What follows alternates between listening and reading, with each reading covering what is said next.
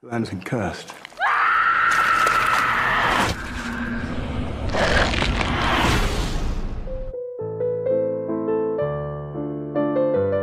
Sebuah kata tersimpan namun tak selalu tersampaikan. Terima kasih saya ucapkan kepada teman-teman semua atas kesediaan hadir ataupun like beberapa video sebelumnya. Yang tentu saja ukiran kata tidaklah cukup untuk mengungkapkan sebuah rasa, sehingga dalam hati saya akan memohon kepada Tuhan, karena hanya Tuhanlah yang bisa dan akan membalas kemurahan hati teman-teman semua dengan adil dan setara. Dengan saya Dev, selamat datang di Plot The Curse 2022.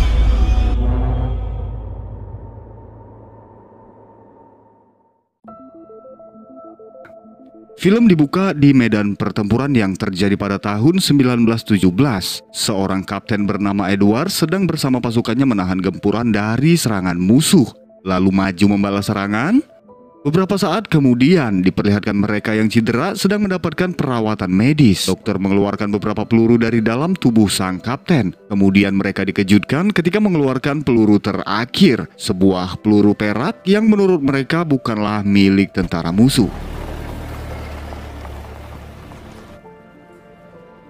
Seorang wanita bernama Charlotte tiba di rumah masa kecilnya. Memperhatikan keadaan rumah membuatnya kembali mengingat kenangan kebersamaan keluarga mereka 35 tahun yang lalu.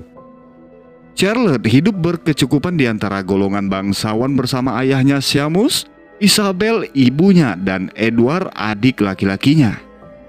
Di sebuah tempat yang terletak di antara ladang Wood dan Bukit Dei, terlihat beberapa orang bergabung dengan sebuah kelompok gipsi di sebuah pemukiman. Aktivitas berjalan sangat normal, anak-anak bermain dengan gembira dan orang dewasa bekerja bersama untuk bertahan hidup. Di dalam tenda, seorang wanita sedang memanaskan logam membuat gigi, kemudian dipasangkan dengan rahang dari sebuah tengkorak. Malam itu sekelompok tokoh bangsawan berkumpul di rumah Charlotte, membahas perihal tanah yang mereka klaim yang saat ini ditempati oleh kelompok gipsi. Musyawarah tersebut menyimpulkan bahwa mereka akan mengambil kembali tanah dengan menyewa tentara bayaran untuk menyingkirkan mereka dari tanah itu. Dari atas, Charlotte dan Edward memperhatikan pertemuan itu. Keesokan harinya, beberapa tentara berkuda mendatangi pemukiman, mengusir mereka secara paksa, menembaki warga, dan membakar tenda-tenda mereka. Setelahnya mereka menangkap ketua dan muridnya. Sang wanita berjanji akan membalas semua perbuatan mereka dengan menghadirkan petaka yang akan terjadi di kemudian hari. Lalu dengan kejam mereka mengikat si murid dan memajang pria itu layaknya orang-orangan sawah. Sedangkan sang guru dimasukkan ke dalam lubang lalu ditimbun hidup-hidup bersama gigi perak miliknya.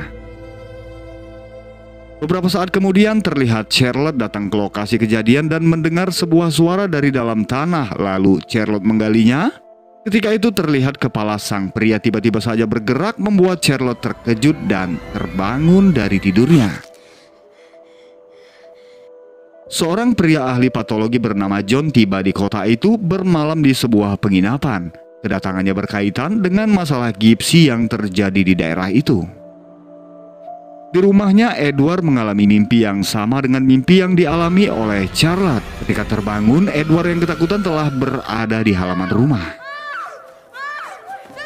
Keesokan paginya, dipimpin oleh Timmy, Charlotte, Edgar, dan beberapa anak datang ke lokasi kejadian, mencurigai sesuatu yang ada di ladang tersebut, karena mimpi yang sama telah dialami oleh hampir seluruh anak di kota itu. Charlotte dan teman-temannya berjanji untuk merahasiakan semua ini apapun resikonya. Timmy mulai menggali dan mendapatkan gigi perak tersebut. Tiba-tiba sesuatu yang aneh terjadi. Timmy seperti kerasukan dan ketika itu segera menyerang Edward.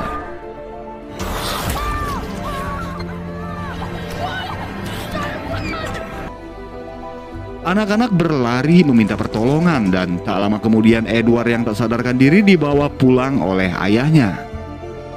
Mimpi-mimpi yang sama terus saja membayangi setiap malamnya. Charlotte terbangun lalu menjenguk Edward yang tampak ketakutan di kamarnya. Membuka selimut sang adik, Charlotte dibuat terkejut ketika melihat beberapa hewan aneh di tubuhnya, lalu pergi kepada kedua orang tuanya, dan ketika kembali Edward sudah tidak berada lagi di ranjangnya. Pencarian Edward dibantu oleh beberapa warga hingga pada malam hari keberadaannya pun tidaklah diketahui. Maulia yang merupakan petugas pada masa itu menemui John, memintanya untuk membantu mencari Edward yang hilang secara misterius dan mencurigai bahwa kejadian ini berkaitan dengan peristiwa Gypsy yang memang merupakan tujuan utama kedatangan John di kota itu.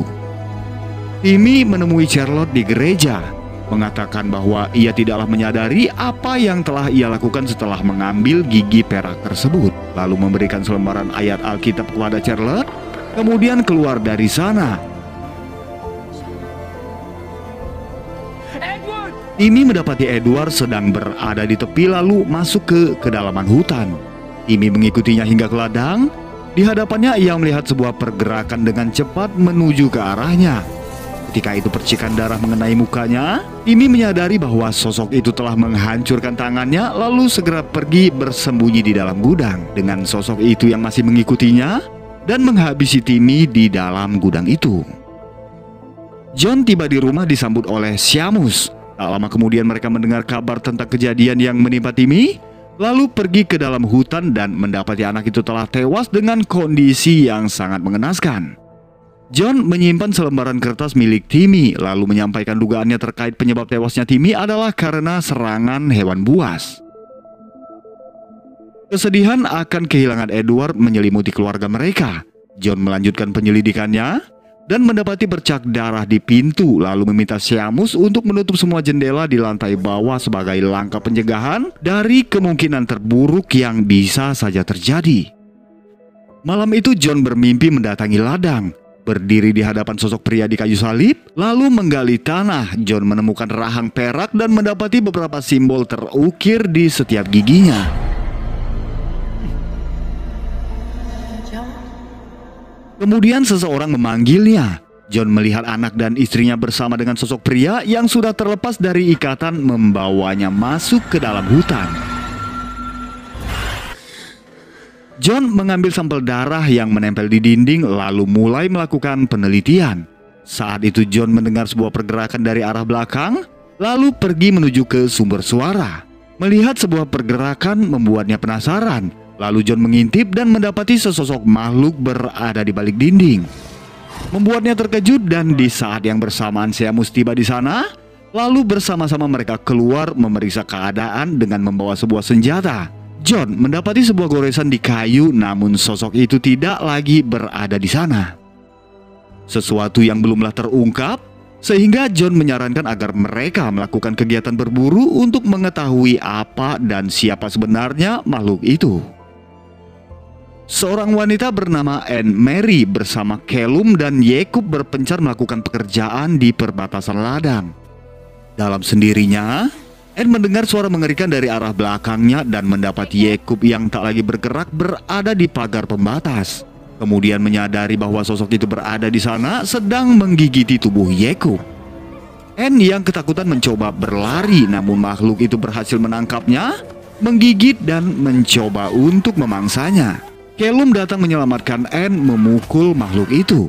Namun ia tak cukup kuat hingga pada akhirnya ia pun dimangsa oleh sosok misterius tersebut. Sedangkan Anne berlari menuju ke pemukiman meminta pertolongan. Setelahnya John dan Seamus bersama warga lainnya datang ke lokasi kejadian. Di sana mereka menemukan baju yang dipakai oleh Jacob dan Callum, sedangkan tubuhnya tak diketahui keberadaannya. Kemudian mendatangi Anne. Di sana mereka dibuat terkejut ketika Anne pun telah menghilang dan hanya meninggalkan bercak darah yang mengarah ke luar jendela. Melihat kejadian itu, John mengambil kesimpulan bahwa Seamus dan rombongannya sedang diburu. Menyarankan Seamus untuk mengamankan keluarganya dengan tinggal di gereja, juga seluruh warga untuk tinggal di dalam rumah dengan jendela yang selalu tertutup. Anne berada di dalam hutan dengan sedikit kesadaran yang masih tersisa. Lalu terlihat beberapa akar keluar dari tubuhnya. Anne yang kehausan menuju ke tepi danau. Di sana akar itu semakin menguasai tubuhnya dan Anne kehilangan kesadarannya. Hari itu juga Seamus membawa seluruh warga mengungsi ke sekitar gereja. Ketika malam, John menceritakan sebuah kisah kepada Isabel tentang desanya yang pada masa itu terus dibayangi oleh ketakutan akan serangan serigala.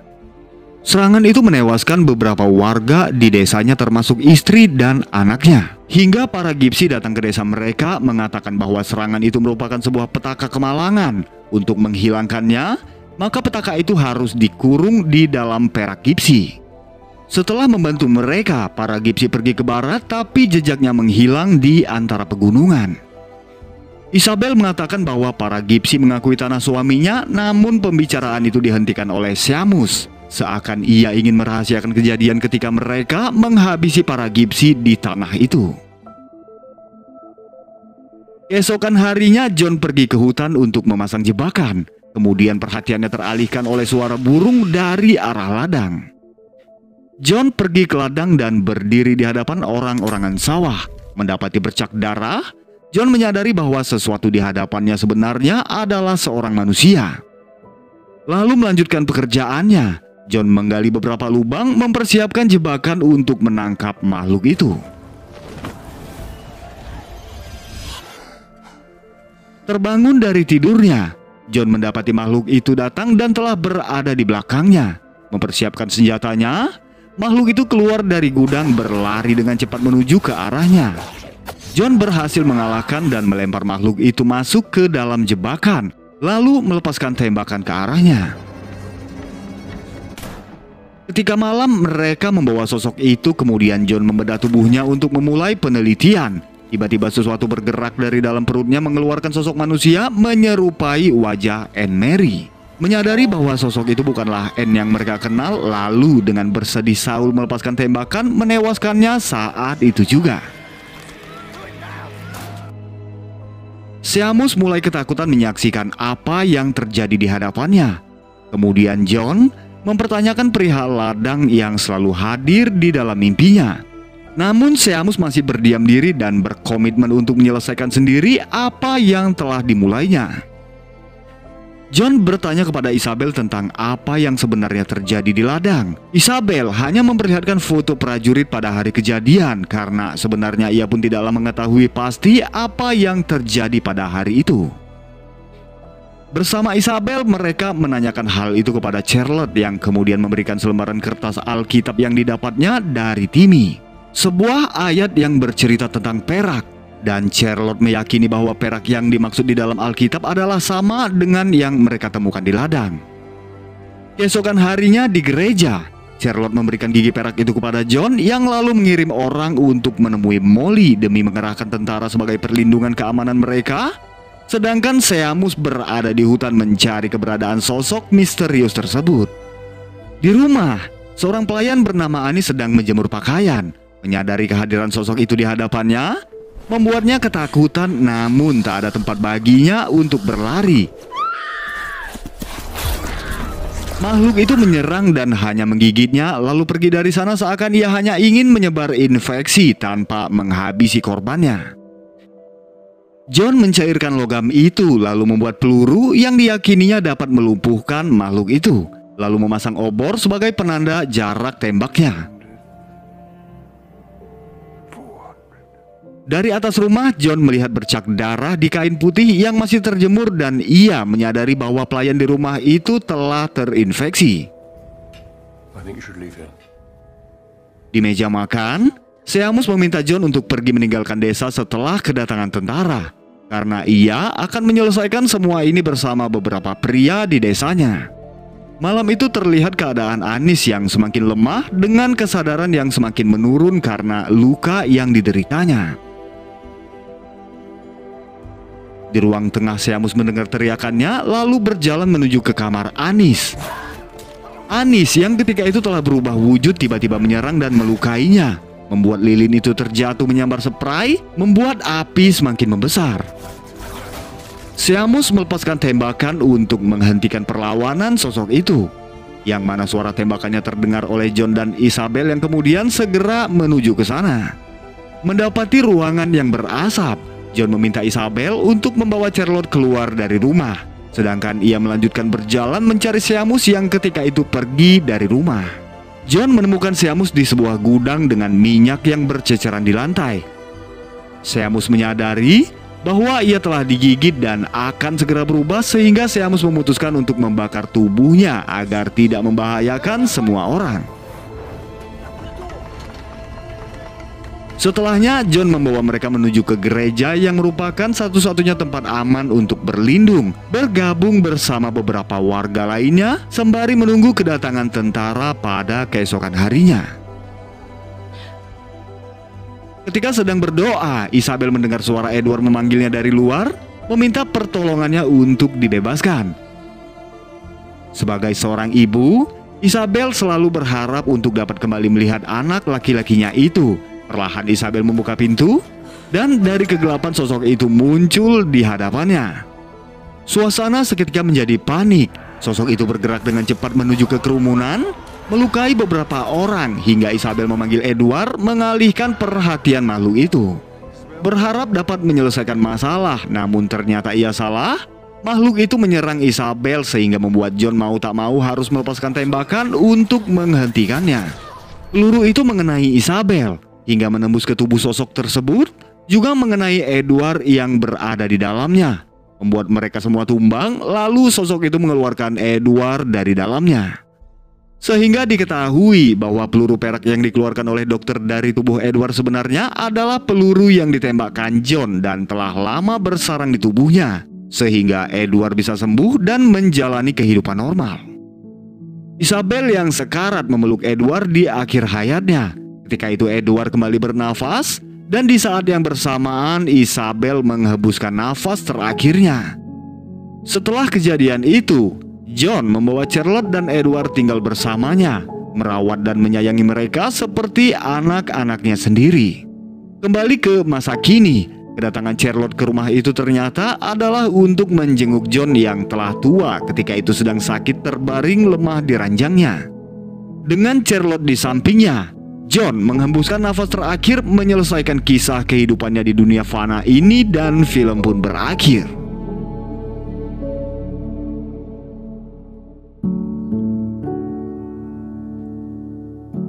Para Gypsy menyimpan sebuah perak yang mereka buat dari koin yang diyakini berasal dari zaman Yudas. Sebelumnya perak itu mereka gunakan untuk mengurung petaka dari gerombolan serigala yang mengganggu dan menewaskan beberapa warga di desa asal Jon. Semua petaka terjadi akibat sengketa tanah antara Seamus dan para Gypsy. Dengan kekayaannya, Seamus menyewa tentara untuk menghabisi para Gypsy di tanahnya sendiri. Petaka membayangi desa Seamus hingga Jon membongkar sebuah teka-teki untuk menghentikan sosok serigala berwujud manusia tersebut dengan menggunakan peluru yang dibuatnya dari perak yang sama. Sekian dari saya. Mohon maaf untuk segala kekurangan, kesalahan dalam hal penyebutan, dan juga kata-kata terucap yang kurang berkenan di hati teman-teman semua. Saya Dev mohon undur diri dan sampai jumpa di plot selanjutnya.